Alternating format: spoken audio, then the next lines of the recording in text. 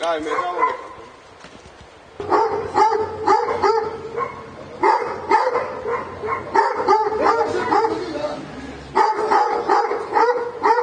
Ახლობით 1.5 საათის უკან დამირეკა ლენტეხის პოლიციის უფროსის მოადგილე ვემეხი ქურასმედიანმა. ასე მითხრა, ისო თქვენ სახელზე არის 250 ლარი გადმორიცხული, რაც მე არ ვიცი, არც არაფერი, ეს არის ყოველნაირად დაშინების მეთოდი, იმიტომ მე რო აქეთავა, მე ვუთხარი უპასუხე. თუ ახლა ოცნების წევრი ვარ, მაგიტომ თუ გვაშინებთ, ამ ბევრს დაურეკეს კიდე რა, ჩემამდე. ყველასთან განხორციელდა ეს ზარები.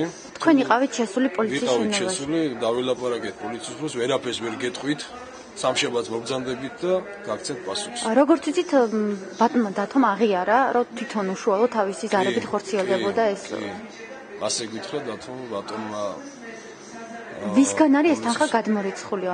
არც არაფერი არ უთქიათ, პასუხი არ გავცეთ, სამშაბათს მოგზანდებით და გავარკვევთ ყველაფერს. არჩევნების წინადღეს წამოვიდა მასიური ზარები ქართული ოცნების კოალიცია ქართული ოცნების აქტივისტებზე, კოორდინატორებზე, კომისიის წევრებზე, მათთან გარშემო არიცხული არის რაღაც გარკვეული თანხები, გაურკვეველი თანხები და დაბარებული არიან 2 რიცხვში 2 ოქტომბერს. ვინ დაგირეკათ? ეს ზარები შემოდის სილაგას საკვეთე სამინისტროს, რა თქმა უნდა, ლენტეხის თანაყოფიდან. შესულები ვიყავით. აქტივისტები, ჩვენი თანაგუნდელები და კითხვაზე. რა ხდება ეს ზარები საიდან მოდის?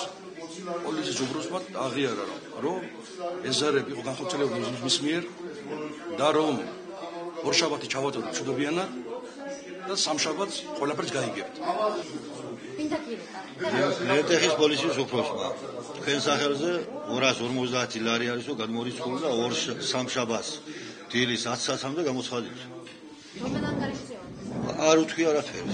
დღეს უკვე როგორც აღნიშნე პიქსაა მიღწეული, ფაქტიურად დღეს არჩევნები არის, 1 ოქტომბერია უკვე ღამის 1 საათი არის და აი რამოდენიმე საათის წინ ჩვენი აქტივისტების მიმართ განხორციელდა გარკვეული ზარები, ამ ზარებში კერძოდ იყო ასეთი საუბრები გამოთქმული, რომ აი ჩაგერისხათ თუ არა თქვენ გარკვეული თანხები თქვენ სანგარიშებზე, რომ თქვენ 2 ოქტომბერს დაბარებულ ხართ პოლიციაში და აუცილებლად უნდა გამოცხადეთ. რაზე უნდა მიანიშნებდეს ასეთი, როდესაც კარს მომგარი არის ფაქტიურად და რამოდენიმე საათში უკვე არჩევნები უნდა ჩატარდეს. ეს არის რა თქმა უნდა დაშინება მუქარა, რომ ეს ჩვენი აქტივისტები დააშინონ, რომ არ გამოცხადდნენ უბნებზე, არ იყვნენ აქტიურები, რაც ფაქტიურად მომგარი არის კარს არჩევნები და ეს ყველაფერი მათი გასაკეთებელია და კანონიდან გამომდინარე ეს ყველაფერი იმისკენ არის მიმართული ჩვენი ფიქრით, რომ ჩაშალონ არჩევნები.